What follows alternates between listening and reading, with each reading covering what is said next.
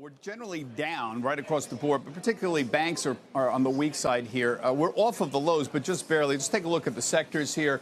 There's your banks. We showed them pre-open week. Energy, oil's down, 7% this month, just in the last 4 or 5 trading sessions. Industrials, semis, these are all the cyclical names. Gold, 6-year high. I hope you heard what Jim was saying. Gold has not been effective against anything long term. Remember, it was a hedge against inflation. How'd that work out? We also saw, of course, now it's a hedge against uncertainty. So I agree with Jim's comments on gold. In terms of what else is moving here, the banks there's your usual suspects. I just want to point out some of these numbers aren't going anywhere for years. Bank of America is down here. JP Morgan's, 106? It was there in 2017. It was 106. So look at the KB, which is the bank ETFs. I keep pointing this out. We've had these problems for a year with the low yields hurting these, but this is going back to 2016, 2017 here. And you look here, we're essentially back where we were in late 2017 in the KBE for all of these bank stocks. So why have things gotten so weird in August? Well, 2 things have happened. Number 1, the Federal Reserve happened, and number 2,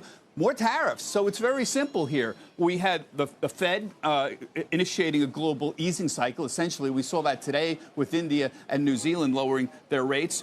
We had trade tensions hitting global growth. And then, this is what I'm concerned with because I'm the stocks guy, earnings projections. We've had a very, very difficult time with all of this going on. How do you determine a future stream of earnings, which is what the stock market is? It gets very, very difficult. So if you take a look, we've seen some big top-down, we call them top-down strategists, people who look at the very broad pictures here. Citigroup, Tobias Levkovich the other day lowered their 2019 and 2020 earnings estimates. They cited the trade war threats, potential currency devaluations. Last week, Goldman Sachs did essentially the same thing. They lowered their 2019 and 20. They expect more negative revisions overall. So these are big top-down guys telling you, we're having trouble figuring out what's going on. Then you get what we call the bottoms-up guys. These are individual strategists. They look at the individual stocks.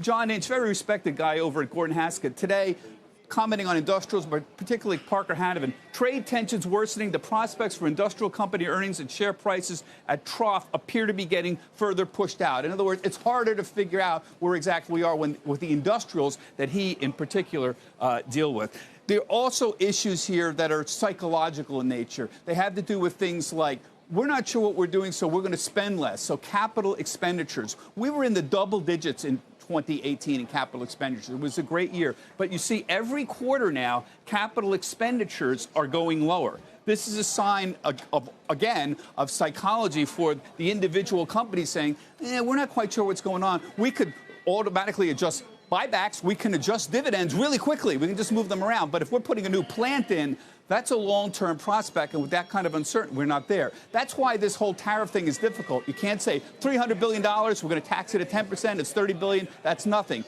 It's a different game. It's not that easy on the numbers. There are psychological knock-ons that we're getting. Finally, a little bit of good news here, and Jim made a point about this earlier. We're only at 23 on the VIX. Remember where we were back in January? We were well over, we were heading towards 40, and in February of last year, we were north of 50 at one point. So, yes, this is elevated compared to where it has been in the last several months, but a true panic level, not yet. So there's a little bit of good news right now. We're well off of the lows.